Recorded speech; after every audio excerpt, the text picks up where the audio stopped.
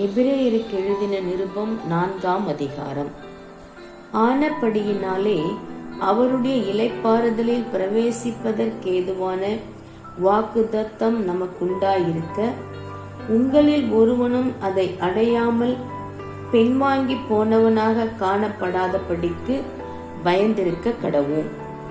ஏனெனில் சுவிசேஷம் அவர்களுக்கு அறிவிக்கப்பட்டது போல நமக்கும் அறிவிக்கப்பட்டது. கேட்டவர்கள் விசுவாசம் இல்லாமல் கேட்டபடியினால் அவர்கள் கேட்ட வசனம் அவர்களுக்கு பிரயோஜனப்படவில்லை. விசுவாசித்தவர்களாகிய நாமோ அந்த இளைப்பாறுதலில் பிரவேசிக்கிறோம். அவருடைய கிரியைகள் உலக தோற்றம் முதல் முடிந்திருந்தும் இவர்கள் என்னுடைய இளைப்பாறுதலில் பிரவேசிப்பதில்லை என்று என்னுடைய கோபத்திலே ஆணையிட்டேன் என்றார். மேலும் தேவன் தம்முடைய கிரியைகளை எல்லாம் முடித்து 7ஆம் நாளிலே ஓய்ந்திருந்தார் என்று 7ஆம் நாளை குறித்து ஓரிடத்தில் சொல்லி இருக்கிறார். அன்றியும் அவர்கள் என்னுடைய இளைப்பாறுதலில் பிரவேசிப்பதில்லை என்றும் அந்த இடத்திலே தானே சொல்லி இருக்கிறார். ஆகையால் சிலர் அதில் பிரவேசிப்பது இன்னும் வரப்போகிற காரியமாய் இருக்கிறபடியினாலும், சுவிசேஷத்தை முதலாவது கேட்டவர்கள் கீழ்ப்படியாமையினாலே அதில் பிரவேசியாமல் போனபடியினாலும், இன்று அவருடைய சத்தத்தை கேட்பீர்களாகில் உங்கள் இருதயங்களை கடினப்படுத்தாதிருங்கள் என்று வெகு காலத்திற்கு முன்பு தாவீதின் சங்கீதத்திலே சொல்லி இருக்கிறபடி இன்று என்று சொல்வதினாலே பின்னும் ஒரு நாளை குறித்திருக்கிறார். யோசுவா அவர்களை இளைப்பாறுதலுக்குட்படுத்தி இருந்தால் பின்பு அவர் வேறொரு நாளை குறித்து சொல்லி இருக்க மாட்டாரே.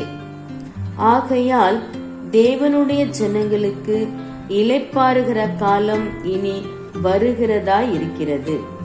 ஏனெனில் அவருடைய இளைப்பாறுதலில் பிரவேசித்தவன் தேவன் தம்முடைய கிரியைகளை முடித்து ஓய்ந்திருந்தது போல தானும் தன் கிரியைகளை முடித்து ஓய்ந்திருப்பான். ஆகையால் அந்த திருஷ்டாந்தத்தின்படி ஒருவனாகிலும் கீழ்ப்படியாமையினாலே விழுந்து போகாத படிக்கு நாம் இந்த இளைப்பாறுதலில் பிரவேசிக்க ஜாக்கிரதையாய் இருக்க கடவோம்.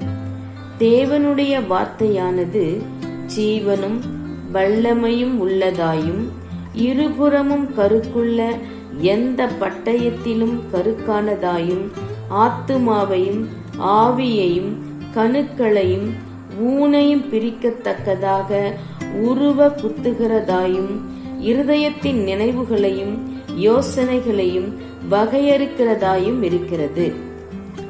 அவருடைய பார்வைக்கு மறைவான சிருஷ்டி ஒன்றுமில்லை. சகலமும் அவருடைய கண்களுக்கு முன்பாக நிர்வாணமாயும் வெளியரங்கமாயும் இருக்கிறது. அவருக்கே நாம் கணக்கு ஒப்புவிக்க வேண்டும். வானங்களின் வழியாய் பரலோகத்திற்கு போன தேவகுமாரனாகிய இயேசு என்னும் மகா பிரதான ஆசாரியர் நமக்கு இருக்கிறபடியினால் நாம் பண்ணின அறிக்கையை உறுதியாய் பற்றி கொண்டிருக்க கடவோம். நம்முடைய பலவீனங்களை குறித்து பரிதபிக்க கூடாத பிரதான ஆசாரியர் நமக்கிராமல் எல்லா விதத்திலும் நம்மை போல சோதிக்கப்பட்டும் பாவமில்லாதவராய் இருக்கிற பிரதான ஆசாரியரே நமக்கிருக்கிறார். ஆதலால் நாம் இரக்கத்தை பெறவும் ஏற்ற சமயத்தில் சகாயம் செய்யும் கிருபையை அடையவும் தைரியமாய் கிருபாசன தண்டையிலே சேர கடவோம். ஆமேன்.